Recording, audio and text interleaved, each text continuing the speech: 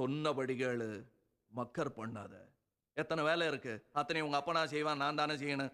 காலையில தோப்புக்கு போய் போனது வந்தத பார்க்கணும். அப்புறம் இங்க வந்து தவிடு வைக்கணும், தண்ணி ஆட்டணும். அப்புறம் வயலு, வாய்க்கா 1 2 போ ஒழுங்கா